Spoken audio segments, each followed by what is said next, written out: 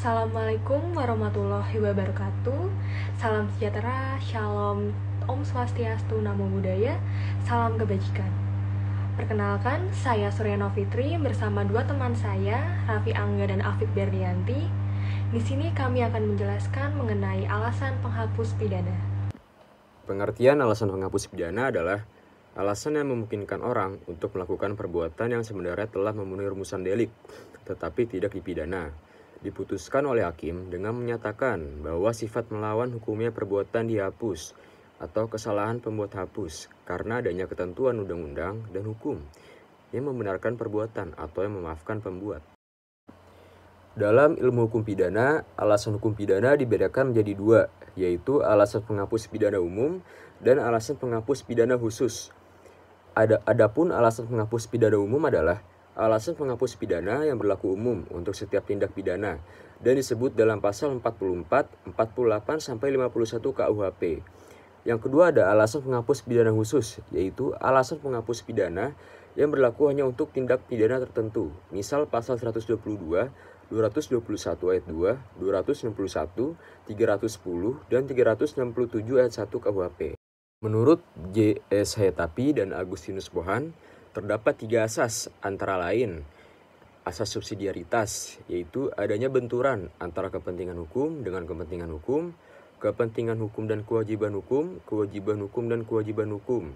Yang kedua ada asas proporsionalitas, adanya keseimbangan antara kepentingan hukum yang dibela atau kewajiban hukum yang dilakukan. Yang ketiga ada asas culpa in causa, pertanggungjawaban pidana bagi orang yang sejak semula mengambil resiko bahwa dia akan melakukan perbuatan pidana. Dasar atau alasan pidana secara umum dibedakan menjadi tiga. Yang pertama, alasan pembenar.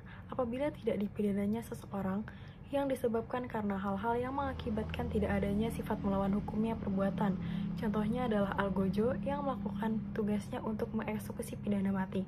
Kedua, alasan pemaaf. Apabila tidak dipidananya seseorang yang disebabkan tidak sepantasnya orang itu dicela atau tidak sepatutnya dia disalahkan. Contohnya adalah orang dengan gangguan jiwa yang melakukan pembunuhan. Ketiga, alasan penghapus penuntutan.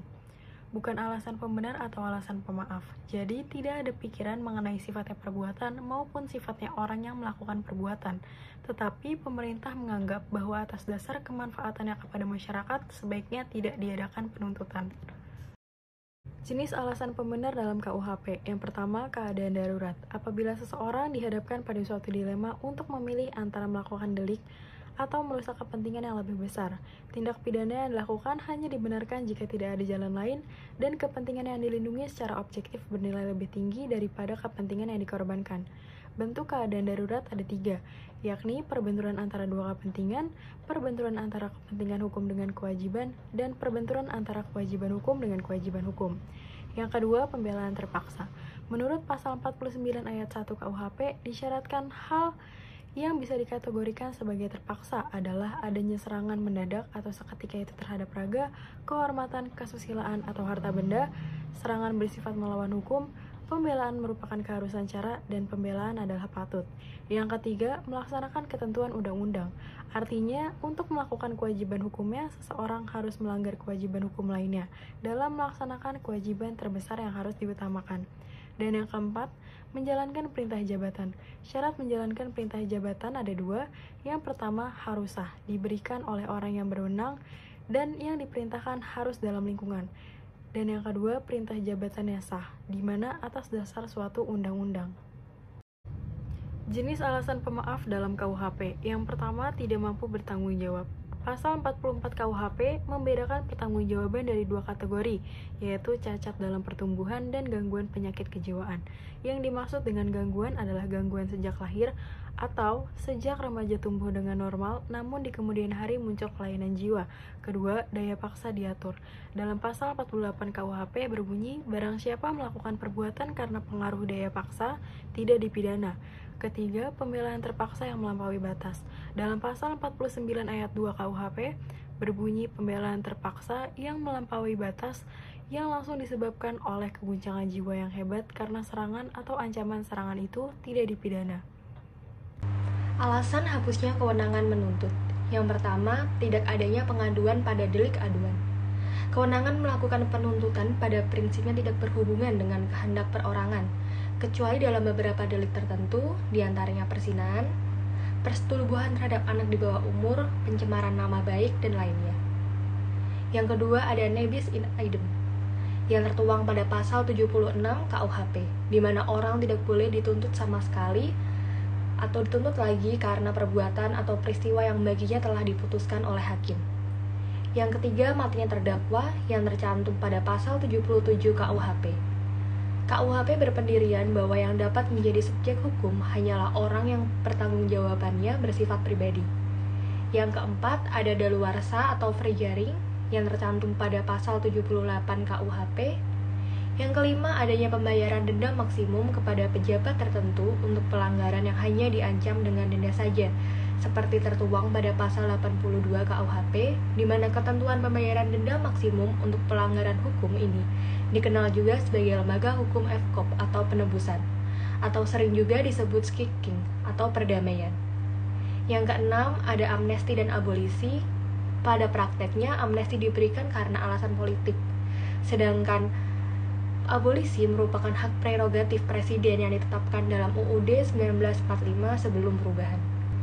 Alasan pembenar pidana di luar KUHP. Yang pertama, ada hak didik orang tua. Dalam kegiatan mendidik anak dan murid, orang tua, wali, atau guru mungkin saja melakukan perbuatan yang melawan hukum, baik disengaja maupun tidak. Namun, apabila perbuatan melawan hukum tersebut dilakukan dengan keadaan tertentu dan terbatas, maka perbuatan tersebut dapat dibenarkan. Yang kedua, ada hak jabatan dokter. Pada hakikatnya, seorang dokter akan melakukan suatu perbuatan yang melawan hukum atau merupakan tindak pidana.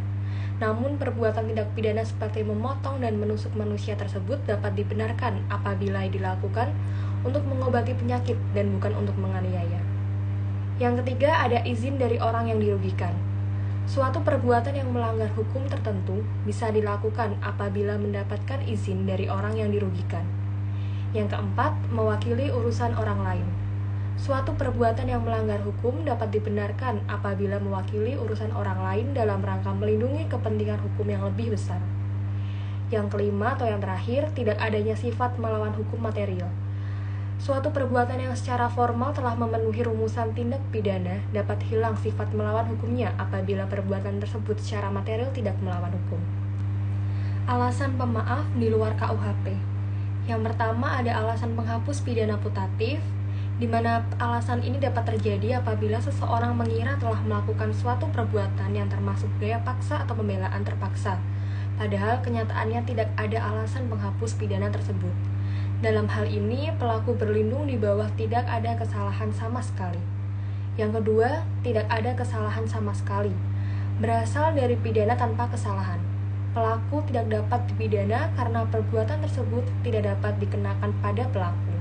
Termasuk dalam pengertian ini adalah sesat yang dapat dimaafkan. Pasal yang mengatur alasan penghapusan pidana.